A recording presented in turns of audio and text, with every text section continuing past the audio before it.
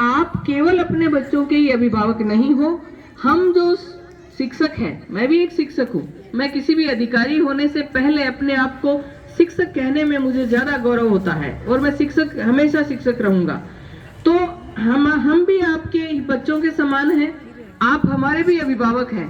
तो जैसे एक परिवार का मुखिया या बड़ा आदमी, उसको लगता है कि यहाँ थोड़ा सा सुधार करें तो और ज्यादा बेटर परिणाम आ सकते हैं, तो आप इस सकारात्मक सोच के साथ में जो भी आपको कमी खामी विद्यालय में नजर आती है, तो आप समय समय पर आते रहें और इन छोटे छोटे नन्हे मुन्ने बच्चों के, जो कि हमारे कल का भारत है, इस भारत के भविष्य के निर्माण में आप अपना योगदान देते रहें। मैं संस्था के जो संस्था प्रधान हैं, इनकी जो आत्मीयता थी, बार बार कि नहीं आपको आना होगा, तो बहुत कम समय रहता है, फिर भी मैं पूरा मैनेज करने की कोशिश करती हूँ कि मैं विद्यालयों में जाकर के देखूं। और मुझे बहुत खुशी हो रही है ये चीज देख करके पूरे ब्लॉक के अंदर कि मेरे भारत के लोग शाणे हो रहे हैं, उनको ये पता लग रहा है कि दान कहाँ देना चाहिए।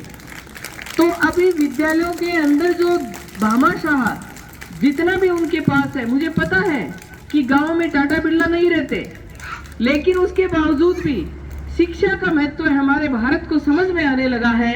ये हमारे लिए बहुत खुशी की बात है, क्योंकि हम उस देश के वासी हैं जिसको विश्व गुरु कहा जाता था, जिसके नालंदा और तक्षशिला के अंदर अरस्तु और प्लेटो जैसे विद्यार्थी पढ़ने के लिए आते थे। आज हमने हमारी वो पहचान खो दी है।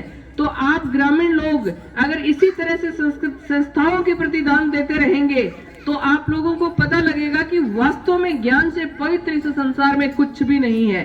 तो ये जैसे जैसे हम लोग इसकी गुणवत्ता को समझेंगे, अभी मेरे को जिस महापुरुष की तस्वीर दी गई है डॉक्टर अंबेडकर की, जो कि भारत का एक अछूत बालक था और उनको विद्यालय के खिड़की से बाहर बरामदे में बैठ करके पढ़ता था, अंदर बैठ करके पढ़ने की भी इसको इजाजत नहीं थी। जब उसने पढ़ना शुरू किया तो पढ़ाई के सारे सिग्नल और ब्रेकर तोड़ दिए थे और विश्व का 6 नंबर का विद्वान और भारत का पहले नंबर का उस समय का विद्वान था। तो योग्यता किसी के बाप की बपोती नहीं होती है, जरूरत है अवसर मिलने की। और वो अवसर अगर आप लोग बच्चों को विद्यालयों के अंदर संसाधन दोगे, आप निर्वाचित जो प्रतिनिधि हैं वो लोग सरकार से इस बात की व्यवस्था करवा के रखें कि हमारे विद्यालयों के अंदर हमें मानवीय संसाधन अर्थात शिक्षक देवे। भौतिक संसाधनों की पूर्ति नहीं भी हो तो चलता है। मैं किसान की बेटी हूं, तो मुझे पता है कि अगर 56 भोग नहीं मिले तो हम मिर्च रोटी खा के भी काम चला सकते हैं, लेकिन हमारे बच्चों को पढ़ाने के लिए शिक्षक होना बहुत जरूरी है। पहले पेड़ों के नीचे विद्यालय चले हुए हैं। तो शिक्षा का कितना महत्व है, तो डॉक्टर अंबेडकर ने कहा था कि शिक्षा शेरनी का दूध है, जो पिएगा वो दहाड़ेगा। किसके लिए? अपने अधिकारों के लिए। और अधिकार कब पता चलेंगे उसको कि तेरा ये अधिकार है? जब पढ़ेगा तब पढ़ेगा तो पता लगेगा कि मेरा ये अधिकार था, नहीं मिला, क्यों नहीं मिला, खाया तो किसने खाया। तो शेर की तरह दहाड़ करके अपने हक और अधिकार है वो लेने की कोशिश करेगा। तो आप अपने बच्चों को, मैं एक जहां भी विद्यालय में जाती हूँ एक समस्या और निकल करके आती है कि बच्चे रोज नहीं आते। आप लोग बच्चों की, आपसे मेरा बहुत ही विनम्र निवेदन है ये अभिभावकों से कि आप अपने बच्चों को रोज स्कूल भेजें। अब मैं बोल रही हूँ तो इसमें आपको 2 वर्ण सुन जाए, फिर एक शब्द नहीं सुने, फिर एक शब्द सुने, 2 नहीं सुने, तो क्या आपको मेरी बात समझ में आएगी? नहीं आएगी। तो वैसे ही अगर बच्चा एक दिन आया, फिर 3 दिन नहीं आया, फिर 2 दिन आ गया, फिर 5 दिन नहीं आया, तो जो एक क्रम बच्चा है वह टूट जाती है। तो बच्चा समझ नहीं पाता और बच्चा छोटा होता है तो वो भूल जाता है कि 2 दिन पहले क्या पढ़ाया था। तो आप माताएं बहनें बैठी हैं, आप भी ध्यान रखो कि ये मत सोचो कि मैं पीर चली गई तो 10 दिन मैं भी आराम हो रहा हूँ और बच्चा ने भी साथ ले जाऊं। नहीं, आप अपने बच्चों की शिक्षा के महत्व को समझे। अपने यहाँ पर एक हुए हैं संत गाड़गे, तो संत गाड़गे ने कहा है कि तुम्हारे पास बर्तन है तो बर्तन बेच दो, लेकिन अपने बच्चों को पढ़ने के लिए किताब ला के दो। मतलब रोटी हाथ में रख के खा लो, और आपके पास बर्तन है ना, उन बर्तनों को बेच करके भी आप अपने बच्चों को किताब ला के दो। अब सरकार किताब 12 तक निःशुल्क कर रही है, बर्तन बेचने की भी जरूरत नहीं है।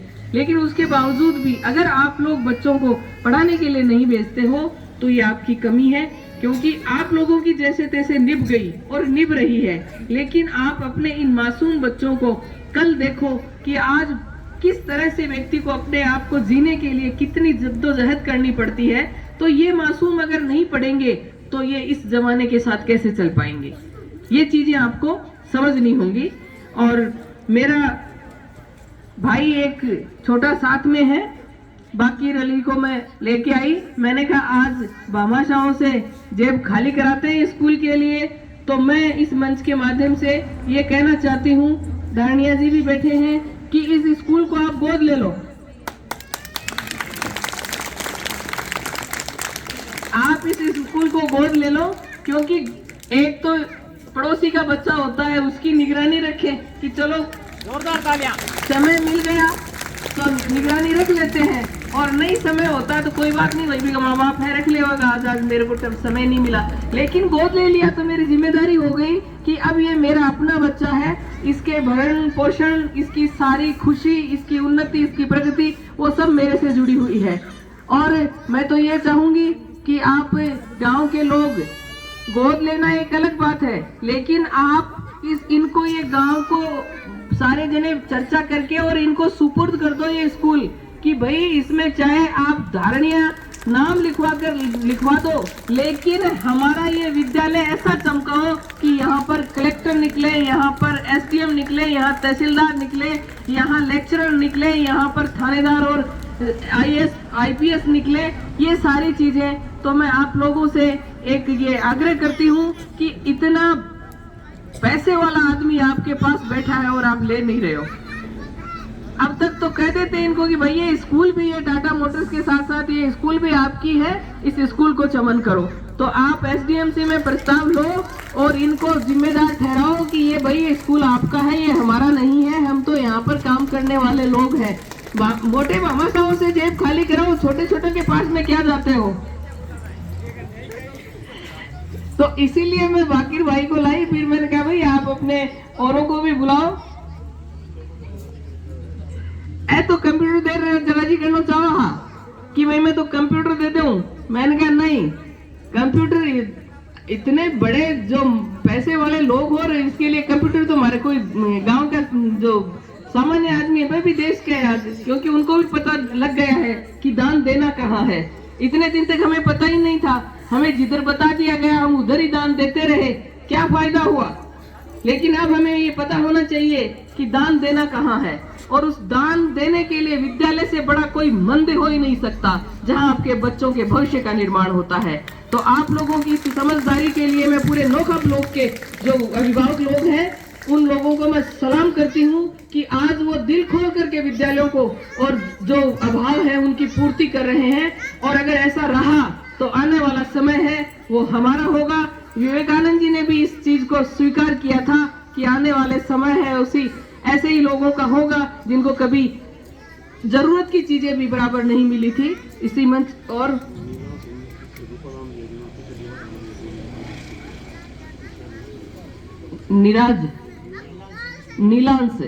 नीलांश इंडस्ट्रीज के जो मालिक बैठे हैं उन्होंने दीवार पीछे से करवाई है, तो आपका भी बहुत बहुत धन्यवाद, क्योंकि घर की 4 दीवारी नहीं होती है तब घर की शोभा नहीं होती।